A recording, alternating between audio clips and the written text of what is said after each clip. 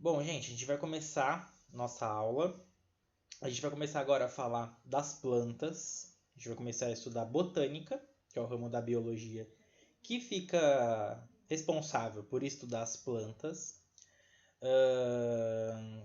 Muito comum quando a gente vai olhar a história de como que os seres vivos eram classificados, as plantas sempre sofreram bastante de ser classificada adequadamente. Antigamente, o principal critério que era levado em consideração era olhar se um ser vivo ele era móvel ou não. Esse era o principal critério para separar os seres vivos em grupos, que é o que a classificação hoje em dia faz. A gente classificava os seres vivos em dois grandes grupos: animais, se fossem móveis, e plantas, se fossem imóveis. Só que hoje a gente sabe que esse critério ele não é o mais adequado. Por exemplo, fungos, os cogumelos, por exemplo, eles eram classificados como plantas porque eles eram imóveis. A mesma coisa com as esponjas do mar, que são animais. Então esse critério da mobilidade ele nunca foi muito bem definido, né? Nunca foi muito bem correto, não conseguia classificar adequadamente, e só piorou depois que os micro-organismos foram descobertos. Por quê? Depois que fez a invenção dos microscópios, foi necessário criar novos sistemas de classificação. Após a descoberta dos micro-organismos, a gente passou a dividir os seres vivos em três grandes grupos. Os animais eram os macroscópicos, ou seja, vistos que dava para ver a olho nu, sem necessidade de microscópio, e que fossem móveis.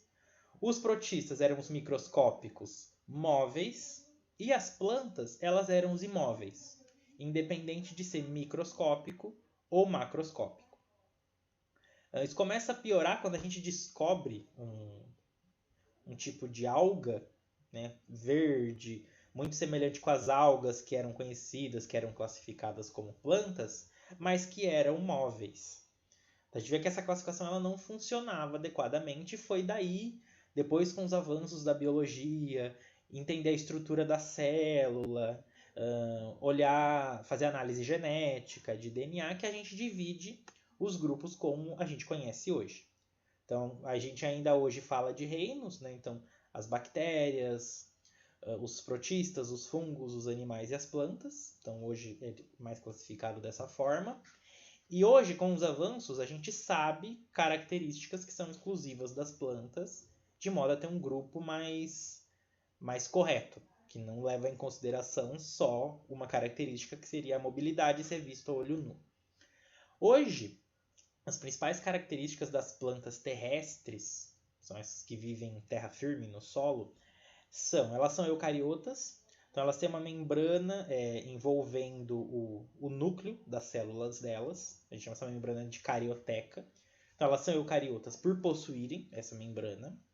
Elas não têm mobilidade, então são imóveis. Elas são autótrofas, ou seja, através da fotossíntese, elas conseguem produzir o próprio alimento, não precisa ficar correndo atrás de alimento nem nada, ela produz o próprio via fotossíntese. Elas possuem cloroplastos, que são estruturas que ficam dentro das células delas, que são as responsáveis por fazer fotossíntese, só que é um cloroplasto originado por endossimbiose primária. Na nossa aula de protistas, a gente falou sobre ela. Endossimbiose primária foi um processo que aconteceu quando uma célula englobou uma bactéria capaz de fazer fotossíntese. Essa bactéria que foi englobada, ela deu origem aos cloroplastos. E a gente diz que esse processo de englobamento dessa bactéria fotossintetizante foi endossimbiose primária. Quando elas produzem energia e tem excesso, elas armazenam esse excesso de energia na forma de amido. A famosa maizena, que a gente utiliza nas receitas, ela é feita de amido do milho. Ou seja, ela é produzida retirando essa substância, o amido, que funciona como reserva energética do milho, no caso da maizena. E em volta das células dela existe uma estrutura protetora chamada parede celular. Outros seres vivos também possuem essa estrutura protetora, só que a composição varia. No caso das plantas, essa parede celular, essa proteção, ela é feita de uma substância chamada celulose. dos outros organismos são outras composições. Muitas dessas características, acho que todas na verdade, elas são compartilhadas com as algas verdes, que a gente estudou lá nos protistas, as clorófitas. Então, é muito comum alguns dizerem que as algas verdes são plantas. Na aula de hoje aqui comigo, quando eu falar planta, eu realmente estou falando das plantas terrestres, eu não estou colocando as algas verdes no meio. Tá? Vamos lá. No caso das plantas, elas têm uma característica muito importante em relação ao método como elas se reproduzem. Elas fazem um processo chamado alternância de gerações. Não sei se vocês já assistiram Procurando Nemo, e não sei se vocês sabem disso, mas o Nemo é o Nemo. O pai do Nemo, eu não lembro o nome. Ele mora numa anêmona, que é um bichinho com os tentáculos. E daí tem uma hora no filme que ele vai passar por um lugar perigoso que ele tem que pular as águas vivas, para não tomar o dos tentáculos dela. Muitos não sabem, mas as anêmonas e as águas vivas, elas são mesma espécie de ser vivo. Elas são fases diferentes no ciclo de vida. Com as plantas acontece a mesma coisa. Elas têm diferentes formas durante o ciclo de vida delas. Só que não é só a forma que é diferente, mas a forma como que elas se reproduzem também é diferente. Existem dois tipos de reprodução. Uma que a gente chama de sexuada, que é quando você precisa de dois indivíduos. Daí ambos produzem gametas, que são células que precisam se encontrar para dar origem para o indivíduo novo. Essa é a reprodução sexuada. E existe a reprodução assexuada, que é quando você tem um indivíduo só e ele consegue dar origem a um filho, a um novo indivíduo, sozinho, sem a necessidade de gametas, de unir células, nem nada. As plantas, elas fazem isso. Um estágio do ciclo de vida delas, elas se reproduzem de forma sexuada, com gametas. Os gametas eles podem ser o anterozoide, que é uma célula com flagelos, com uma caudinha para elas nadarem, ou o grão de pólen, que é aquele pozinho amarelo que a gente sempre vê nas flores, e os óvulos, são os principais gametas das plantas. E no caso da reprodução assexuada, ela utiliza esporo, que ele é como se fosse um grãozinho capaz de germinar formando um indivíduo novo, sem a necessidade de outro indivíduo. Então, dependendo da planta, em uma fase da vida dela, ela se reproduz sexuadamente, produzindo gametas. E em outra fase, ela se reproduz assexuadamente, produzindo esporos. Então, a gente chama esse processo de alternância de gerações. Uma parte da vida, reprodução sexuada, uma parte da vida, reprodução assexuada.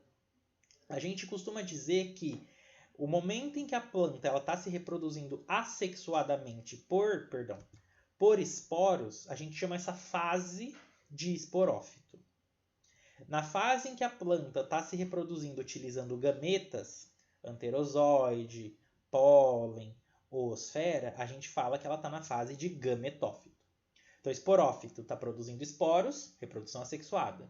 Gametófito está produzindo gametas, reprodução sexuada. E elas vão alternando. Uma fase ela está como esporófito, uma fase como gametófito. E vai sempre alternando o formato de reprodução. Isso é importante porque quando a gente for falar dos grupos de plantas, uma das formas de diferenciar eles é através dessa alternância de gerações. Tem plantas que elas passam mais tempo como esporófito, produzindo esporos, e tem plantas que elas passam mais tempo como gametófito, produzindo gametas. E a gente vai utilizar esses conceitos para diferenciar os tipos de planta que existem. As plantas hoje, nas classificações mais atuais, elas estão dentro do domínio Eucária. Lembrando que os seres vivos eles podem ser classificados em 3 domínios: bactéria, árquea e eucária. As plantas estão dentro do Eucária. No reino Plantae, Plantae, até hoje eu não sei como fala, mas eu falo Plantae, elas são nesse reino das plantas. E elas surgiram, a gente acredita, a partir das algas verdes, que a gente estuda lá em protistas, as clorófitas.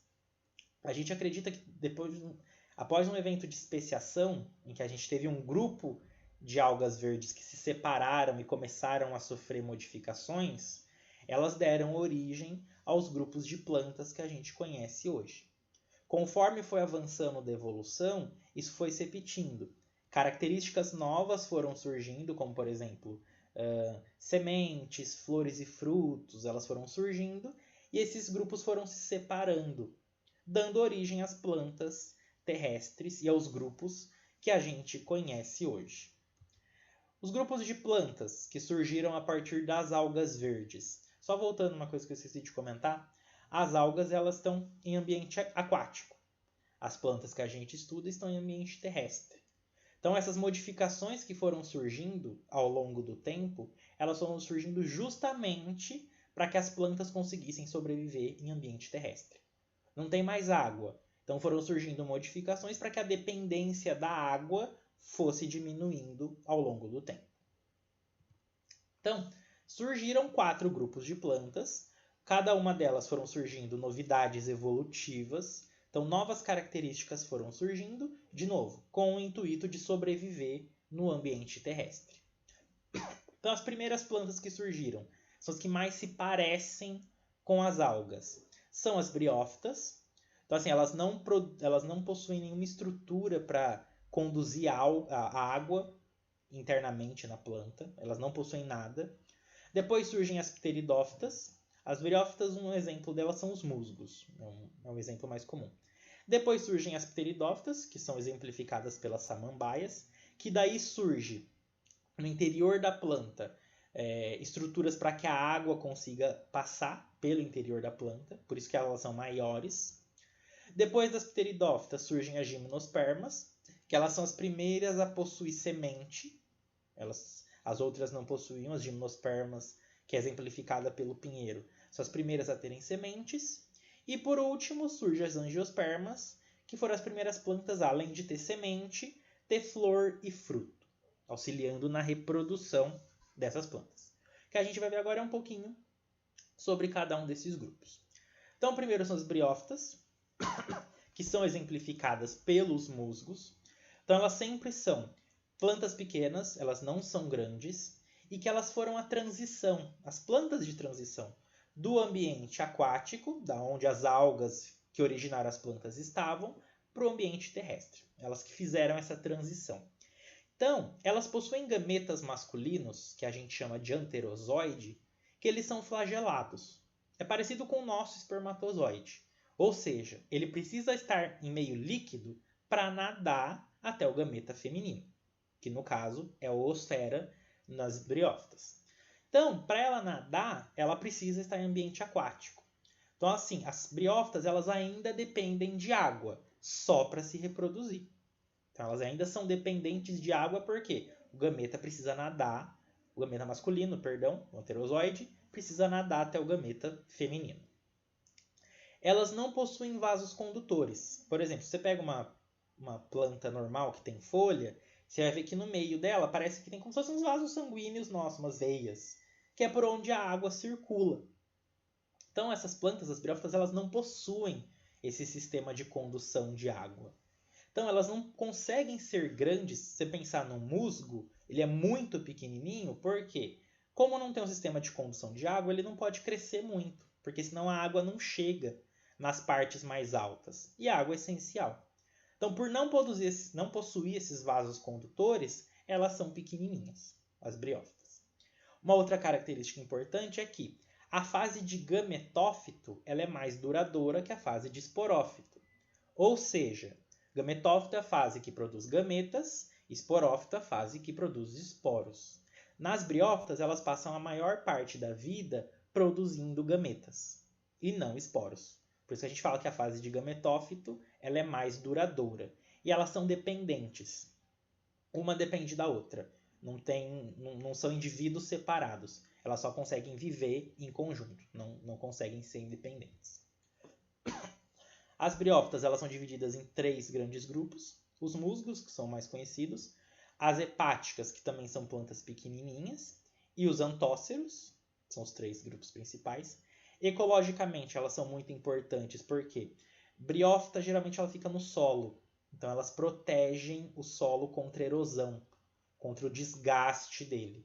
Então, elas protegem a estrutura física do solo e impede com que ela seja levada para longe. Geralmente é muito comum encontrar briófitas em lugares frios, regiões polares, E elas são muito importantes porque muitas vezes elas são a base da cadeia alimentar. Então elas são os primeiros seres vivos produtores lá da ecologia que participam das cadeias alimentares de muitos animais. Então, ecologicamente elas são muito importantes. E como elas dependem muito de água para se reproduzir, muitos animaizinhos pequenininhos eles vivem nessas briófitas. Então, muitos animais, eles colocam as larvas deles nas briófitas, porque como está cheia de água, a larva consegue se desenvolver até chegar à fase adulta. Próximo grupo, então, são as pteridófitas, que são exemplificadas pelas samambaias, é o grupo de pteridófita mais conhecido. Então, eles são os primeiros grupos de plantas em que apresenta um sistema de condução de água, por isso que elas são maiores do que os musgos, e são os primeiros também a apresentar raiz, caule e folha, que são estruturas que a gente não vê nas briófitas. O surgimento de raiz, caule e folha faz com que a capacidade de sustentação, ou seja, ter um corpo maior e que consiga ficar ereto, firme, aumente. Por isso que as pteridófitas conseguem alcançar tamanhos maiores devido ao sistema vascular e à presença de raiz, caule e folha. Contudo, elas ainda utilizam anterozoides como gametas masculinos. Ou seja, ele precisa viajar até a oosfera para formar um indivíduo novo. Por ser anterozoide e por ter flagelo, também precisa de água. Então, as samambaias e as outras pteridófitas, elas ainda têm dependência de água para se reproduzir, para esse anterozoide conseguir se mover. Eles foram os primeiros grupos a apresentar sistema de condução de água e de seiva também, né, do alimento. Por isso que eles têm tamanhos maiores, são bem maiores do que as briófitas, devido a esse sistema de condução. E, diferente das briófitas, eles passam mais tempo produzindo esporo do que produzindo gameta. Ou seja, a fase de esporófito ela é mais duradoura do que a fase de gametófito. Se um dia vocês conhecerem uma samambaia, alguém que tenha samambaia, se vocês tiverem avós, as avós de vocês devem ter, porque a avó que não tem samambaia não é avó. Se a avó de vocês não tiver, tem algo errado. Olha na parte de trás, de baixo das folhas da samambaia, e vocês vão ver uns pontinhos marrons. Aquilo lá é onde ela está produzindo esporo. A samambaia ela fica a maior parte do tempo produzindo esses esporos embaixo das folhas dela. Por quê? A fase de esporófito é mais duradoura do que a de gametófito. E é bem maior também. A de gametófito, que ele mostra para vocês, ela tem 1 centímetro. Ela é bem pequenininha. Elas são independentes um do outro. Elas não precisam estar unidas para sobreviver. Elas conseguem viver de forma independente. As pteridófitas elas são divididas em 4 grandes grupos. As samambaias, que são as mais conhecidas, e as avencas são muito conhecidas por serem utilizadas como decoração. E tem 2 outros grupos, que são os licopódios e as selaginelas. Também são grupos de pteridófitas que existem. Elas foram as primeiras plantas a formar florestas há muito tempo atrás, devido à capacidade de raiz, caule, folha, sistema de condução de seiva. Elas alcançavam grandes tamanhos no passado a ponto de formar florestas. E hoje, as reservas de carvão mineral que a gente tem, elas foram formadas porque essas pteridófitas elas foram soterradas. Então, parte do carvão mineral fóssil que a gente conhece hoje, ela se originou devido a essas pteridófitas do passado, essas florestas de pteridófitas que existiam anteriormente. Existe um tipo de pteridófita que era muito usado como vaso, que hoje não pode mais, porque é uma pteridófita que está em extinção, que é o xaxim, que muitos usavam esse xaxim para cultivar alguns tipos de planta. Hoje em dia, por estar extinto, está entrando em extinção, mentira, não sei se está entrando ou se entrou, mas tem o perigo, não se usa mais esse xaxim que é retirado de uma samambaia, costuma utilizar fibra de coco. Beleza, depois temos briófitas, pteridófitas, surge depois as gimnospermas, que são exemplificadas pelos pinheiros. Elas foram as primeiras plantas a não precisar mais de água para se reproduzir. Ou seja, elas não possuem mais anterozoide, é aquela célula flagelada. Elas passam a utilizar como gameta masculino o grão de pólen. O grão de pólen, ele que viaja para encontrar o gameta feminino. Eles também possuem sementes, então não sei se vocês já comeram pinhão, pinhão ele é a semente do pinheiro. As gimnospermas elas possuem sementes, mas elas não possuem frutos. Não tem nada envolvendo essa semente, tá? Então, como eu comentei, foram os primeiros grupos de plantas a ter pólen, como o gameta masculino. No caso das gimnospermas, eles viajam até o gameta feminino através do vento. Então, assim, não precisa de água de novo, né? O vento faz esse transporte. E esse processo de transporte do grão de pólen até o gameta feminino é chamado de polinização. Eles são, como eu comentei, o primeiro grupo a possuírem sementes. Se a gente olha a estrutura de uma semente, ela tem algumas estruturas dentro dela. Uma delas é o embrião, como se fosse o bebê planta. Ele é o embriãozinho, ele vai se desenvolver e dar origem à planta adulta. Além dele, dentro da semente, a gente tem uma estrutura chamada endosperma, que ele é uma reserva de nutrientes. No começo, como o embrião ele não tem folha, não tem as estruturas completas, ele não consegue fazer fotossíntese para produzir o próprio alimento. Então ele consome a energia que tem nesse endosperma, nessa estrutura de reserva de nutrientes, ele começa a se desenvolver e daí no momento em que ele tem a folha e consegue fazer a fotossíntese, ele passa a produzir o próprio alimento. E, além disso, na semente a gente tem uma casca protegendo ela. No caso, em relação ao se é esporófito ou gametófito, no caso das gimnospermas, elas passam mais tempo como esporófito do que como gametófito. Então, elas passam mais tempo produzindo esporos do que gametas. O gametófito das gimnospermas ele é microscópico, por isso que a gente não vê. Ele surge muito rápido, produz os gametas, grão de pólen e óvulo, e daí depois ele já desaparece. Então a gente não vê essa fase de gametófito porque ela é muito curta e microscópica. Tá? As gimnospermas elas são divididas em 4 grandes grupos também. As cicas, que são muito utilizadas em projeto paisagístico, é muito comum ver como decoração.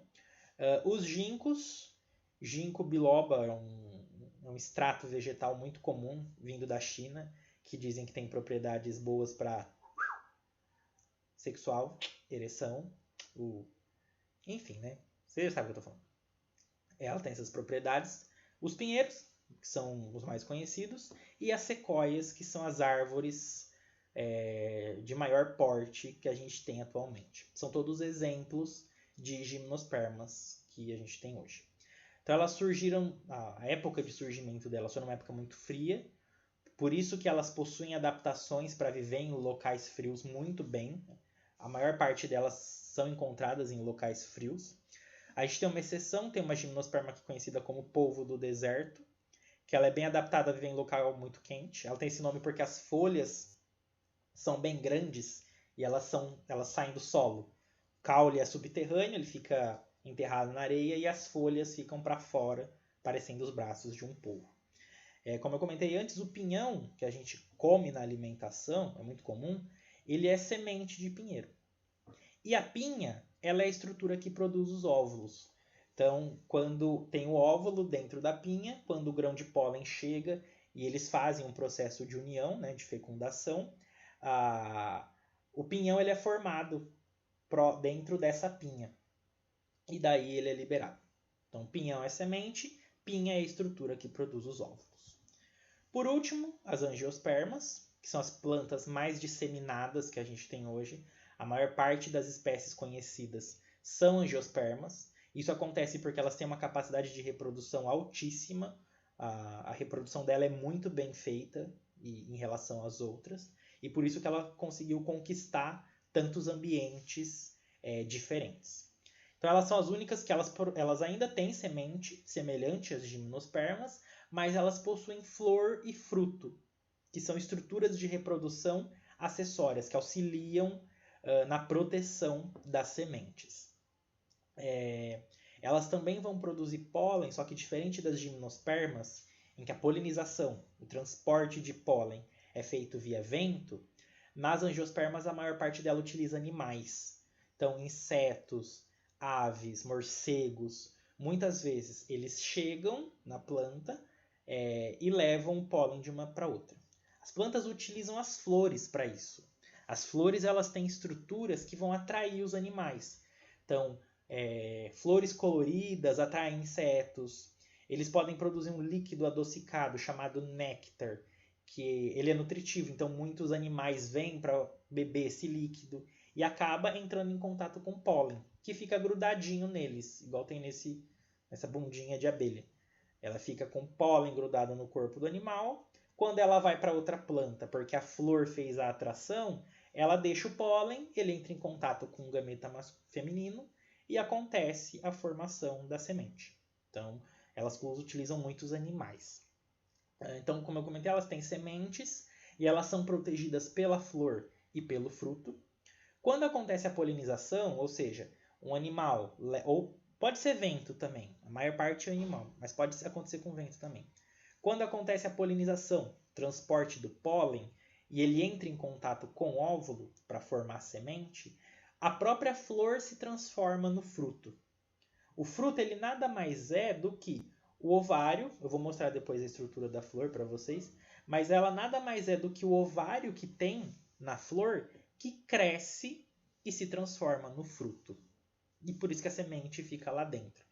Como o ovário ele produz o óvulo, e no momento que o grão de pólen se une com esse óvulo, a sementinha fica dentro dele. Daí o ovário cresce e forma o fruto, que vai proteger essa semente. Assim como as pteridófitas e as gimnospermas, as angiospermas elas passam a maior parte da vida delas produzindo esporo. Ou seja, a fase de esporófito é mais duradoura do que a fase de gametófito. Assim como as gimnospermas, a fase de gametófito ela também é microscópica, ela é muito rápida.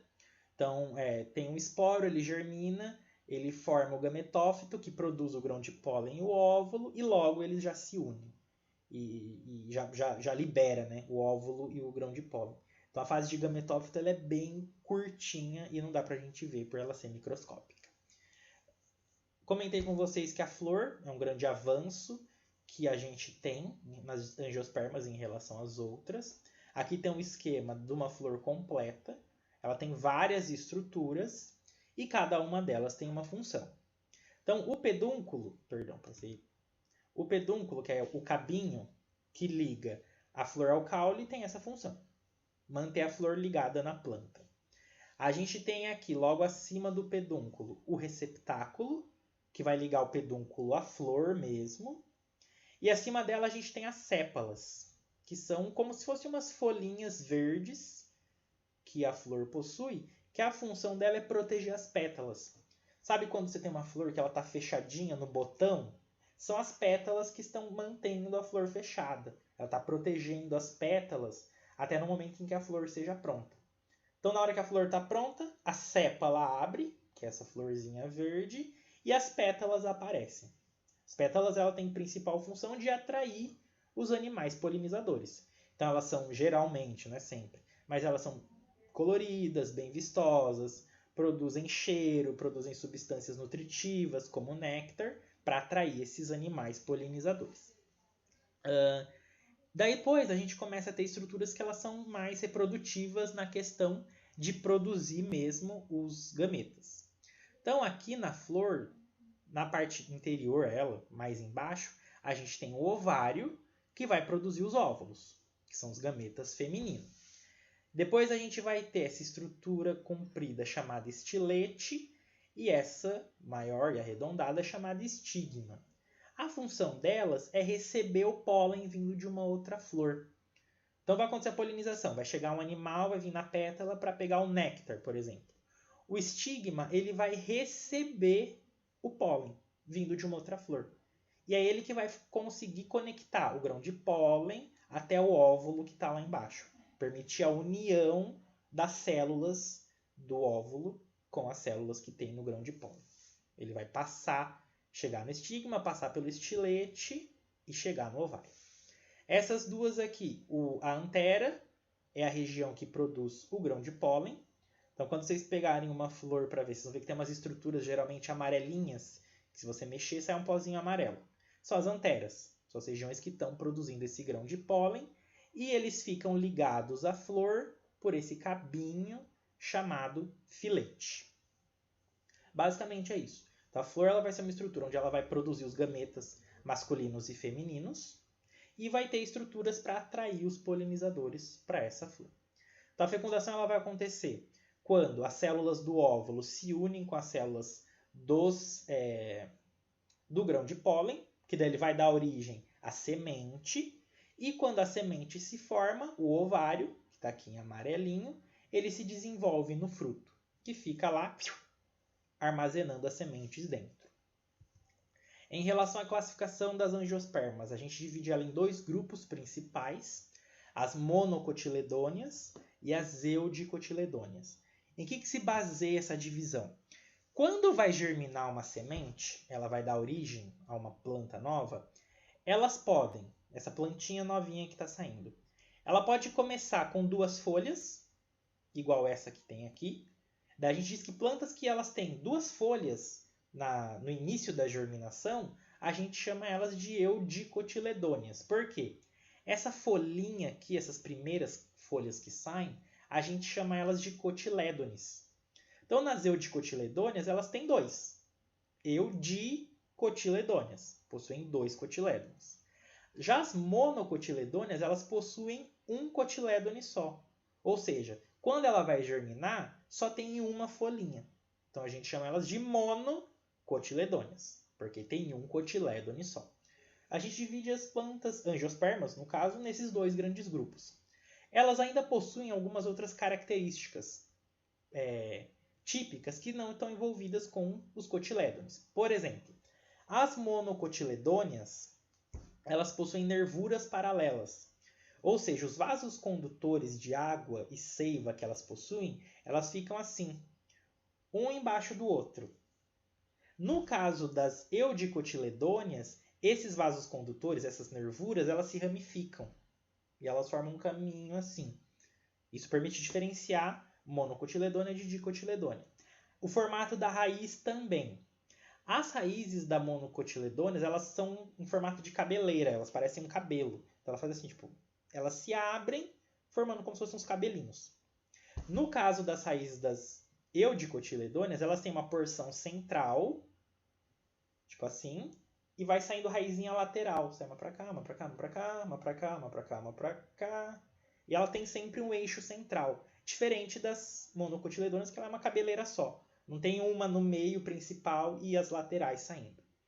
As flores também são diferentes. No caso das monocotiledôneas, as pétalas e as sépalas são sempre em múltiplos de 3. Então elas têm, por exemplo, 3 pétalas e 3 sépalas. 6 pétalas e 6 sépalas. Sempre múltiplo de 3.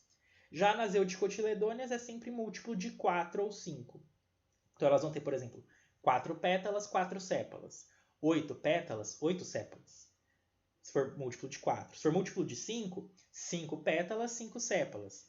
10 pétalas, 10 sépalas. Sempre na questão dos múltiplos nas partes florais.